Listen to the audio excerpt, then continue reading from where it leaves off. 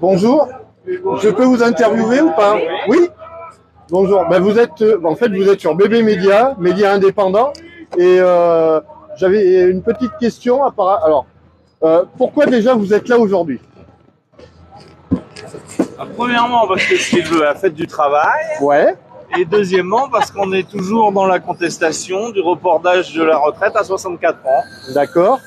Et alors, en tant que, je vois que vous êtes militant CFDT. Oui.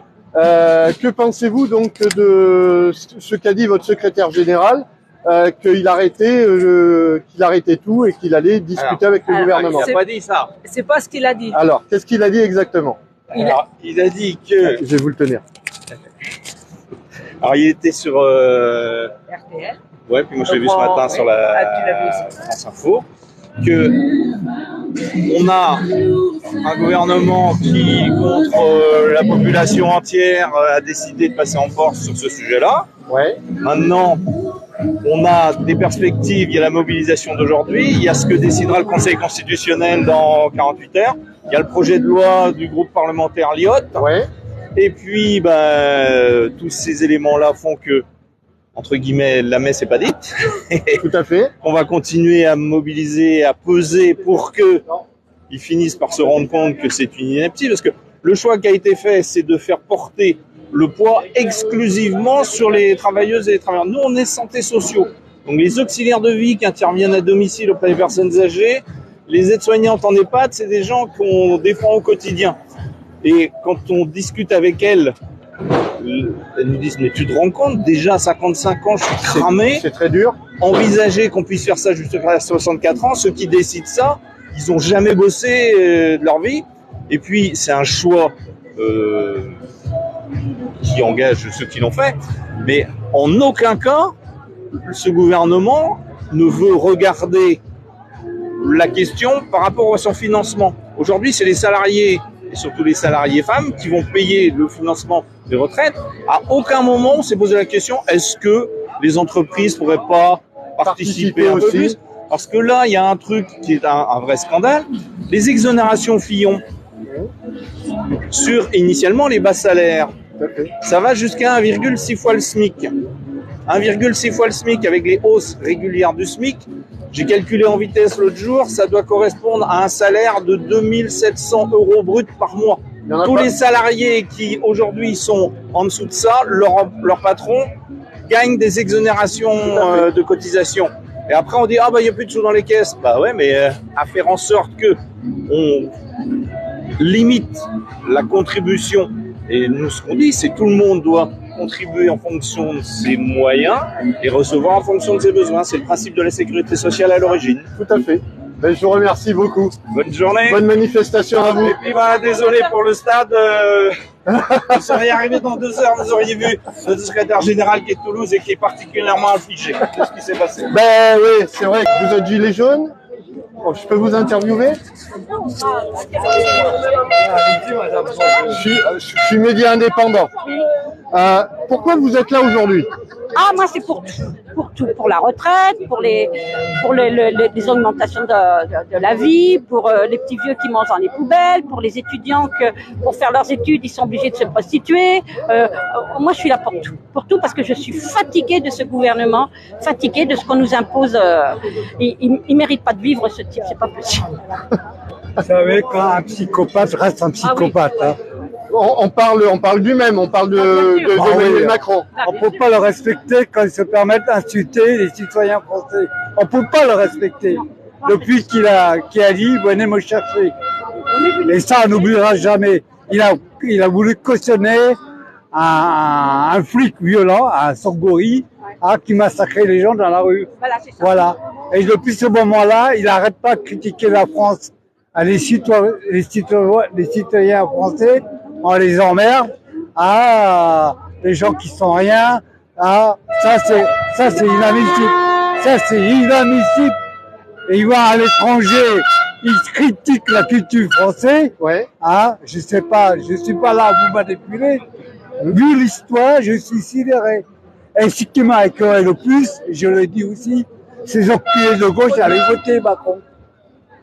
Tout à fait, mais bon. Bon, c'est ma version, hein. Oui, c'est Ma Nous, version, je le confirme. On est là depuis 2018, novembre 2018. depuis novembre 2018. Ah oui, oui, oui. Du début, On a on est forcé courage à vous, hein. Ah oui.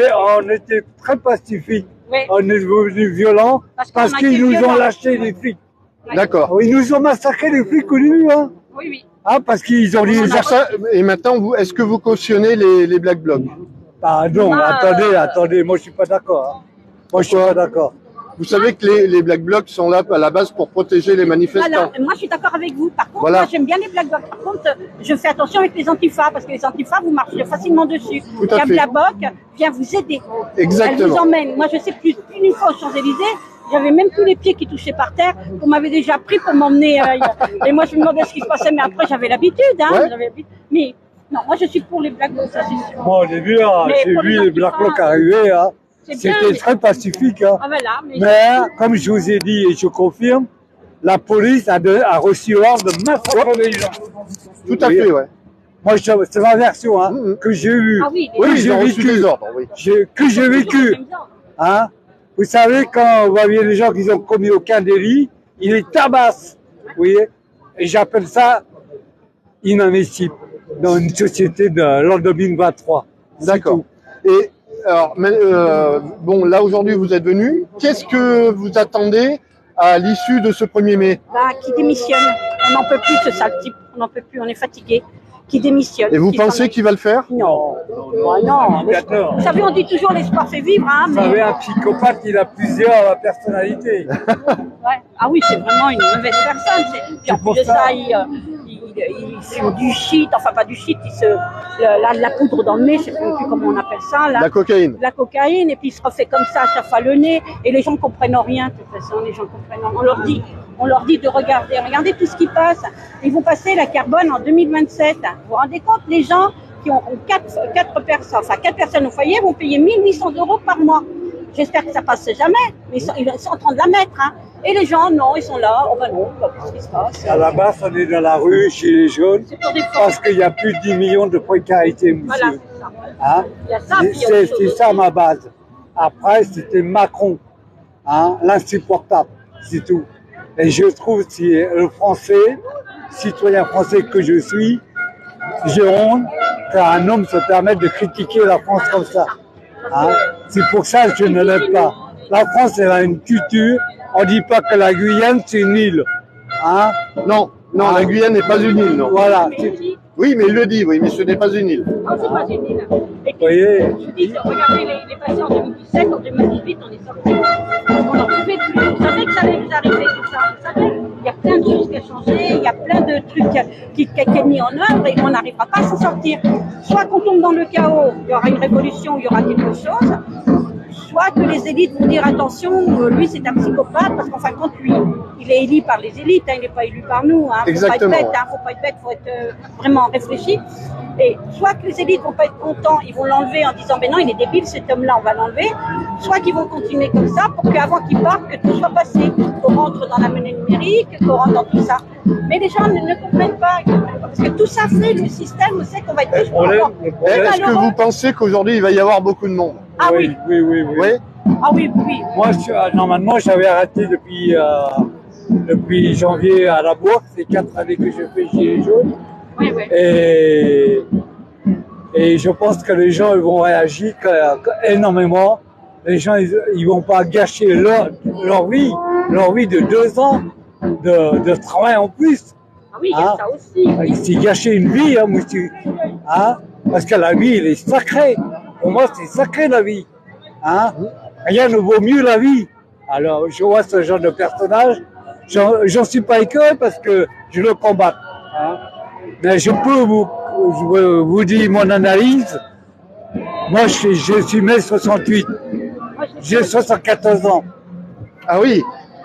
Force à vous alors, parce qu'à 74 ans et être Et je encore suis dans la toujours rue. dans la rue. Hein? C'est pas n'importe comment. Hein? Parce que je suis contre le système. Hein? Oui, C'est une mafia, le système. Hein? ça c'est sûr. Qu'ils soient de droite comme de gauche. Hein? Tout à fait. Moi, c'est mon avis. Hein? Hein, vous savez, ils sont élus. Après, ils vont la manette. Ils vont mettre n'importe quel personnage au pouvoir. Mais bien sûr. Et ce sont des gens qui savent rien. Hein? Regardez les hôpitaux, regardez les infirmières, comment ils ont massacré les infirmières. Attendez, mais en plus, ils se permettent de dire devant les citoyens français, je vais les emmerder. Attendez, mais c'est un dictateur. Tout à fait. Hein? Je sais pas les gens comment ils le ressentent, mais moi je le ressens pas comme ça. Bah, moi, j'ai 73 ans, hein, donc je suis sortie très tôt. Mais j'étais là tout le temps, j'ai été là. Hein, j'ai pas loupé une manifestation. Et là, je viens tous les 15 jours parce que ma vie, des fois, j'ai mal à mes articulations, tout ça. Je suis plus toute jeune hein, non plus. Ouais. Mais je suis là quand même quand il y a des grands trucs, quand il y a des choses à faire. Et puis moi, je me bats aussi là, partout.